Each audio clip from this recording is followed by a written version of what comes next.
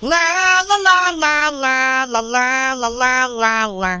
La la la la la la la. Oy, mga Yespre, ibitahan namin kayo sa darating na Sabado. Bago ka magkwento ng wala ka kwenta-kwenta, Martian, ay magkakaroon ng fiesta sa Sabado, June 27 na yan. Diyan sa Kaalinsabay Covered Court, Manggahan, Pasig City.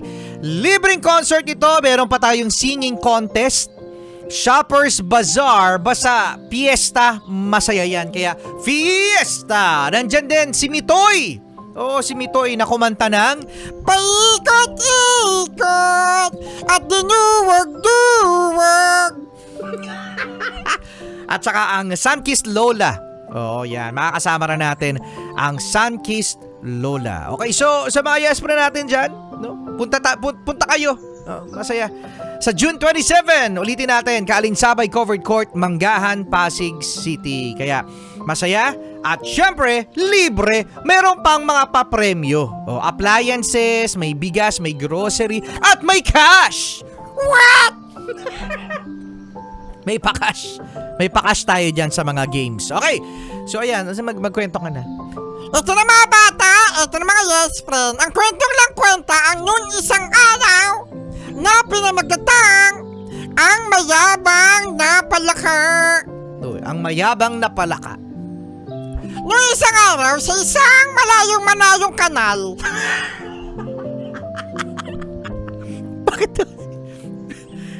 Bakit hindi sa kagubatan? Gusto ko kanal.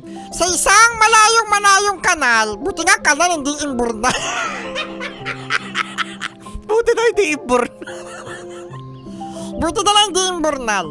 Sa isang malayong kanal ay merong isang palaka. Isang palaka na galing sa butete. Oo nga, no? Galing sa butete. Nakakita na ba kayo ng butete? Yung butete, nagmo-morph din kasi yung yung palaka eh. Ano yung mga stages ng palaka?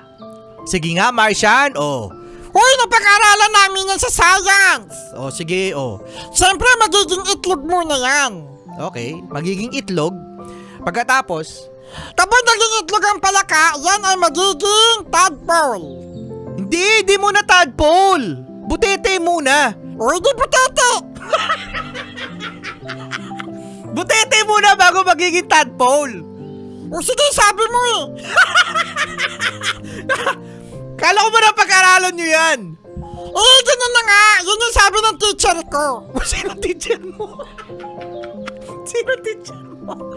Ikaw, mama, mali tinuro mo sa akin. Sinisi pa yung teacher. Tama, mali Mali yung tinuro ng teacher, So yun na nga, itlog, pagkatapos magiging siyang butete. Tapos magiging kiti-kiti. Butete. Tapos magiging tadpole, pagkatapos magiging palaka na siya. Ayun, magiging palaka na. Ngayon, Sri ko Paniro, daming sinasabi. Wala tuloy ako sa kwento ko. Dali na. Ulitin natin, from the top.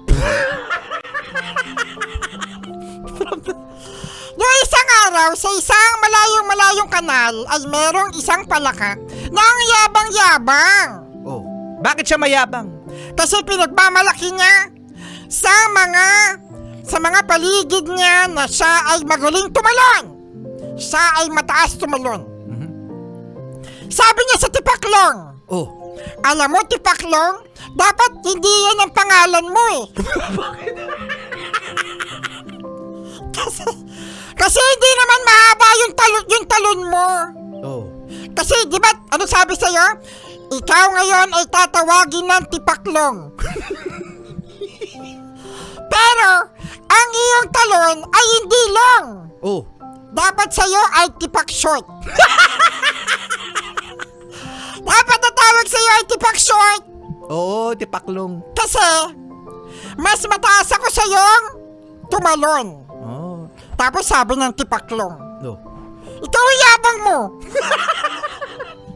Kaya yabang mo, grabe. Mhm. Sipahin kita. Uy, wag ka. Ay, dede, walang ganon. Ngayon, sabi ng palaka, o sige nga, tumalon ka nga. Mm. Tumalon ang tipaklong. Ay, sabi ng palaka, Oh. it's short. Tingnan mo yung talon ko. Oh. Tumalon si palaka. Oh. Sabi niya, yeah! Tigidig! Ang laki-laki ng talon ko! Oh, laki ng talon. Pero etong malupit, Oh. biglang may dumating! Mhm.